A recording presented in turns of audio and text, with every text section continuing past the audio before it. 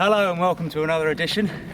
For those of you who've been following the articles so far, you'll have understood how we're breaking down riding into core elements.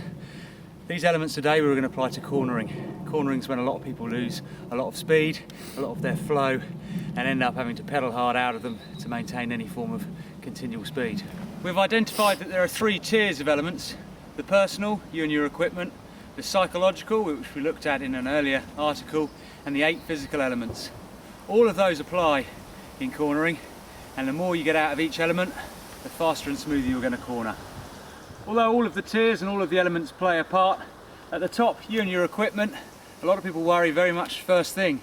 They worry about when learning a new technique is, have they got the right equipment? But as important as having the right tyres for the right conditions, or more so, is how you set them up. If they're rock solid, 60 psi off-road, you're going to slide out, you're going to wash out. We want the tyre to morph and gain grip. But in order to do that, it's not just about setting the tyre up correctly and in the right pressure, it's about using those all important physical elements to create grip in the corner and to create drive through the corner. Of the physical elements, looking is going to be massive when cornering. Pretty obvious stuff, but sometimes we forget to apply it. Footwork, again, it's through our feet that we interact primarily with the bike, and through our feet that we can gain extra grip through corners and really get those tyres to track the ground. Body position, we're going to drive the bike round the corner. We're not a passenger just being conveyed, we're in charge. So using your body position effectively can dramatically increase your performance through corners. 3 of the other physical elements that we've talked about are entry, section and exit.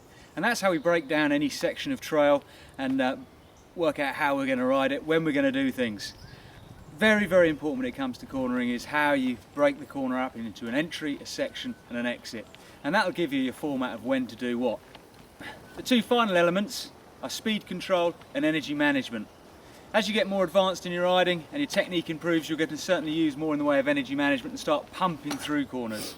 But for today we're going to concentrate on the other elements, speed control definitely being one, but it's not always a case of slowing down, it can be a case of speeding up, and it's not how you do it, but more importantly when you do it. To start with, we're going to look at the fundamentals, and although we're using quite a wide fire road here where there's plenty of run out, and we could run very wide on entry and shave off the corner and come out wide and widen the apex a bit, we're actually going to treat it like single track, riding up the inside line and hugging the corner as well as possible. It gives us the added comfort blanket of knowing that we can run wide and we're not going to end up off the trail. But ideally you want to pick a corner where it is a bit more forgiving and you don't have to worry too much about the terrain and you can focus exactly on technique. Then when you come to more technical terrain and tighter single track, the technique's all there and you can concentrate on the next obstacle on the trail.